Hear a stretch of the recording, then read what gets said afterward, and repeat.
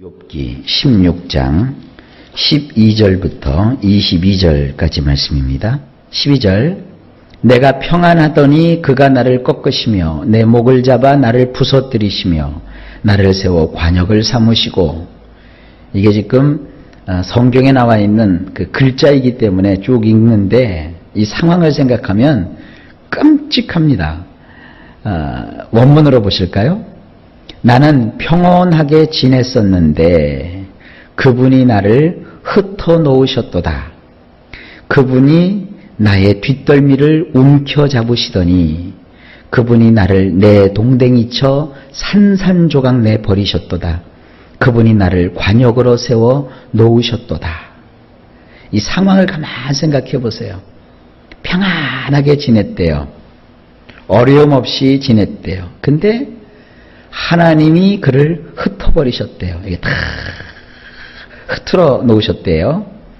그리고 뒷덜미는 어디입니까? 이 목 뒤거든요. 이 뒷덜미를 탁 움켜잡으시더니, 싸울 때 어디를 잡아요? 뒷덜미 잡나요? 멱살 잡잖아요, 보통 싸울 땐. 근데 워낙 덩치가 크고 힘이 있는 분은 멱살 안 잡아요. 뒷덜미를 팍 잡아버린다고요. 그러니까 이건 게임도 안 되는 거예요. 그 크고 위대하신 하나님이 욥의 뒷덜머리를 팍 잡아버리시고 어떻게 하셨어요? 유도해서 내동댕이 치듯이 그를 내동댕이 쳐서 어떻게 해버리셨냐고요. 산산조각 내버리셨어요.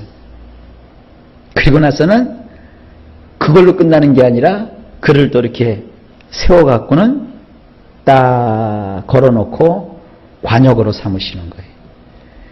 욥은 말이죠, 지금 이렇게 비탄하고 비탄한 가운데 괴로워서 견딜 수가 없는 거예요. 하나님이 나를 짓이기지 아니셨다면 나는 이렇게까지 어려움을 겪지 않을 터인데 하나님 어찌하여 저를 이렇게 짓이겨 놓으시는 건지 저는 아직도 이해할 수 없습니다. 이건 원망이 아니에요. 이거는 자기의 처해진 환경과 현실을 이렇게 문학적으로 표현하고 있는 것일 뿐이지, 이 정도로 그가 힘들고 괴롭다는 거예요. 그는 하나님과 만약에 견주려고 했으면 하나님이 내 멱살을 잡으시고 막 이렇게 했을 거예요. 근데 이거는 뒷덜미를 콱 잡아버리신 거예요. 하나님이 꼼짝을 못하는 거죠. 13절 그의 화살들이 사방에서 날아와 사정없이 나를 쏘므로 그는 내 콩팥들을 꿰뚫고 그는 내 쓸개가 땅에 흘러나오게 하시는구나. 이것도 참 끔찍한 얘기인데 원문으로 보면 조금 다르게 돼 있어요. 원문을 보실까요? 그분의 궁수들이 나를 대적하기 위해 빙 둘러싸고서 나의 콩팥들을 갈기갈기 쪼개어 놓고 있는데도 그분은 동정하지도 않으시는도다. 그분은 땅에 나의 쓸개즙이 쏟아지게 하시도다.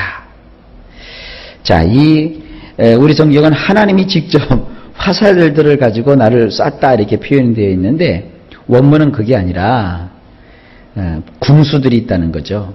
화살 쏘는 자들이 있다는 거죠. 그들이 나를 대적하기 위해서 나를 지금 빙 둘러싸고서 어디를 노리고 있느냐? 나의 콩팥들을 노리고 있어요.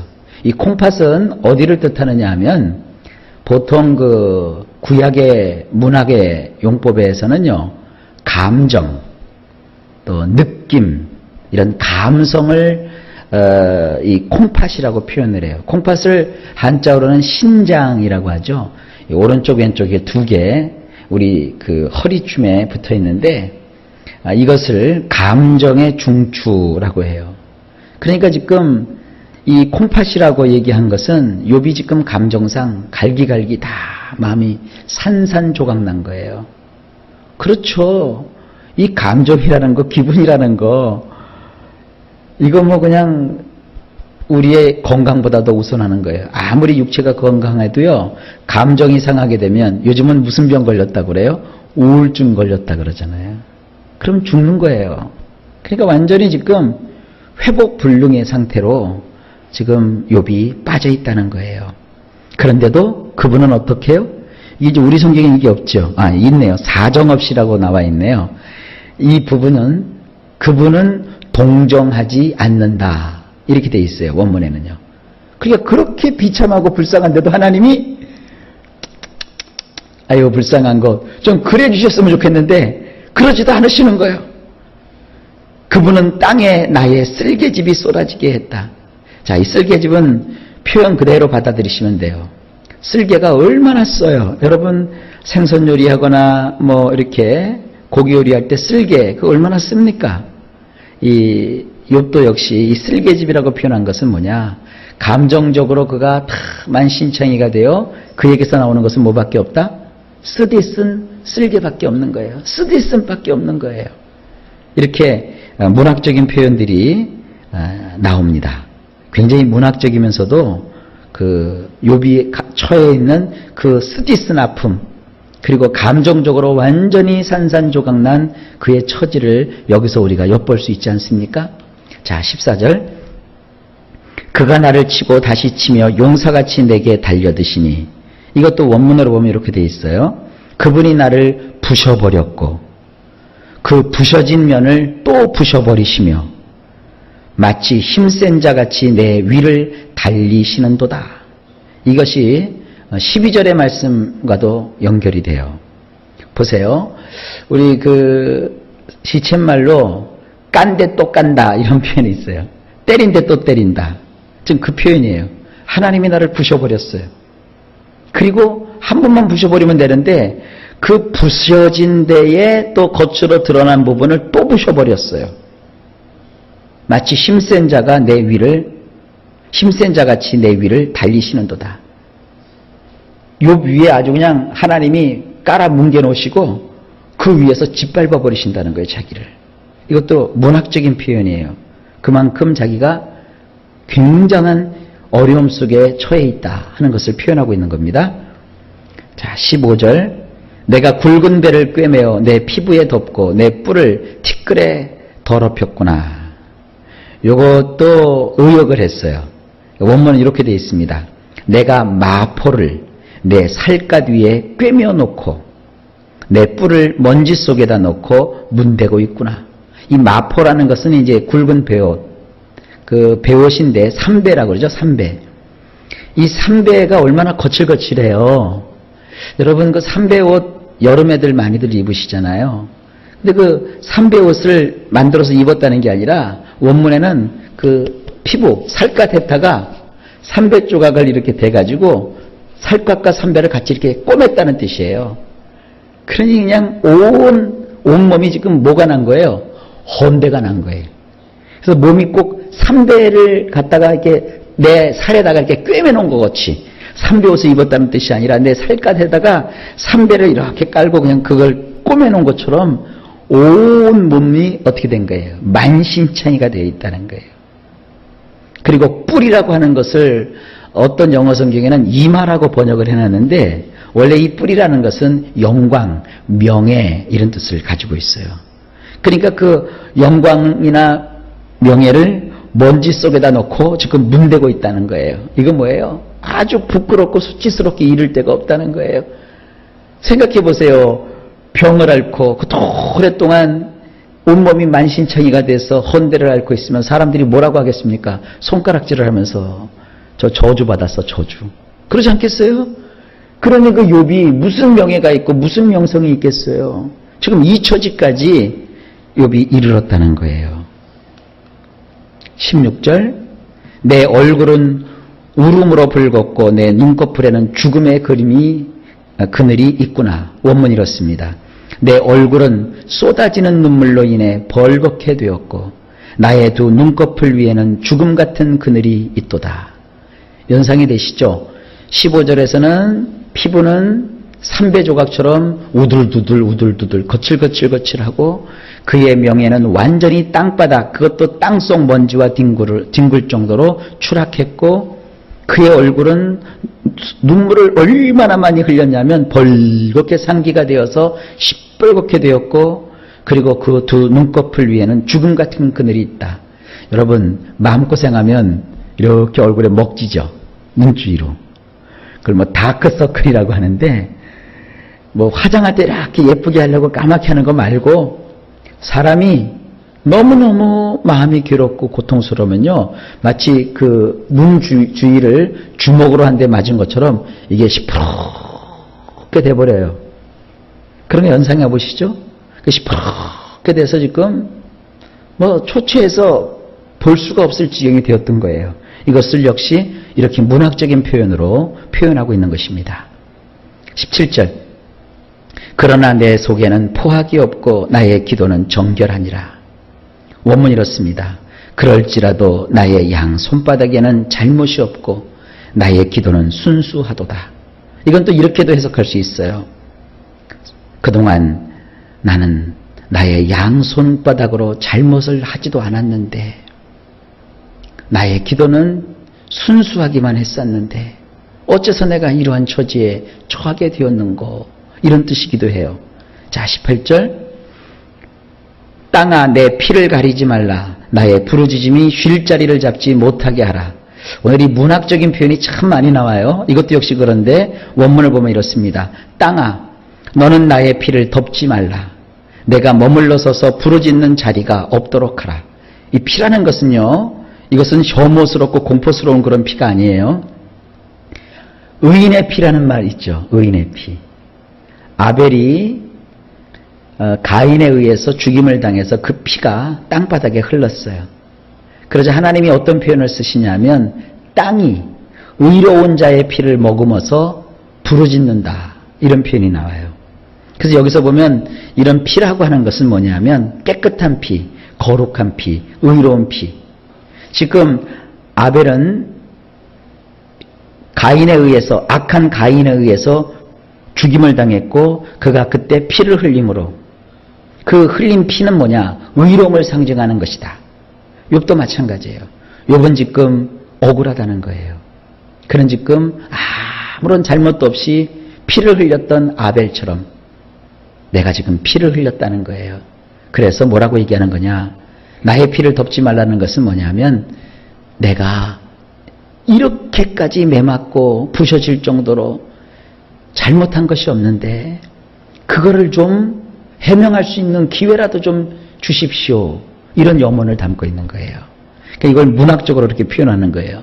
내가 머물러 서서 부르짖는 자리가 없도록 하라. 이건 뭐냐면 피가 흘리면 사람이 죽었으니까 피자국만 남아있잖아요. 다시 말해서 이대로 가다가는 내가 죽고 말 터인데 이렇게 죽어버리면 너무 억울하지 않느냐 이거예요. 내가 이렇게 잘못을 저지르지도 않고 죽어갔으면 얼마나 억울하겠냐 이거예요. 그러니까 죽지 않게 해달라. 내 이 억울함을 다 풀기 전까지는 내가 죽을 수 없다. 내가 이렇게 살아서라도 어쨌든 나의 결백함을 주장하고 싶다. 여러분 법원에 가면 그런 말이 있죠. 법 앞에 법은 말이죠. 권리 앞에 잠잠하면, 자기의 그 주장해야 될 권리 앞에 잠잠하면 아무도 그를 도와주지 않는다고 되어 있어요. 법 앞에 가서 호소하는 것. 사람들은요, 법대로 하자 그러면 그걸 굉장히 나쁘게 표현해요. 아니요, 세상은 법대로 해야 사실은 되는 거예요. 왜냐하면 법이라고 하는 것은 말이죠, 자기 억울함을 호소할 수 있는 거예요. 그거밖에 없는 거예요. 지금 욥이 그런 거예요. 욥이 이렇게 그냥 몸이 다 만신창대해서 죽으면 그 묘비 앞에 뭐라고 쓸 거예요? 하나님께 겉으로는 잘 믿는 척 했지만 실제로 매맞아서 저주받아 죽은 욥을 보라, 이렇게 써 있을 거 아닙니까? 욥은 그걸 못 견디는 거예요. 아니라 이거예요. 죽을 때 죽더라도 이 억울함은 좀 풀고 죽어야 되지 않겠느냐. 이건 자기의 의로움을 간절히 호소하는 겁니다. 법 앞에 자기의 억울함을 풀어달라고 호소하는 거와 똑같은 심정입니다. 어때요? 욥을 이해할 수 있겠죠? 근데 친구들은 이걸 보고 뭐라고 그래요? 시건방지다. 이런 건 시건방지기 아니에요. 이건 바른 길을 지금 욥이 가고 있는 거예요. 19절. 지금 나의 증인이 하늘에 계시고 나의 중보자가 높은 데 계시니라. 굉장히 영적인 얘기를 이제 시작합니다. 원문이 이렇습니다. 지금 나의 증인은 보라, 하늘에 계시도다. 나를 위해 증언해 줄 분은 높은 곳들에 계시니라. 이 땅에 없기 때문에 하나님 어서 오십시오. 그래서 하나님 나타나시면 나는 이 억울함이 풀립니다. 제발 좀 나타나 주세요. 지금 그거예요. 이게 이제 욥이 본심이에요. 이런데 욥이 어찌 하나님을 원망하겠어요? 하나님에 대한 희망밖에 안 남아 있는 거죠. 20절. 나의 친구는 나를 조롱하고 내 눈은 하나님을 향하여 눈물을 흘리니. 원문이 이렇습니다. 나를 조롱하는 자들은 나의 친구들이라. 엘로하를 향하여 나는 눈물을 떨어뜨리고 있느니라. 이건 액면 그대로 받아들이면 돼요. 욥은요, 아직까지 여러분 16장 이 끝자락까지 봤지만 한 번도 하나님 원망하지 않았죠? 자기 억울함을 호소했지만 그는 하나님을 원망하지 않았어요. 얼마나 위대한 것인지 모릅니다. 그저 하나님을 향하여 도와달라고 눈물을 흘리는 욥. 여러분, 인생 살다가 어렵고 힘들고 마음 퍽퍽하면 그거 사람 자꾸 찾아다니고 사람한테 해명하려고 하지 마세요.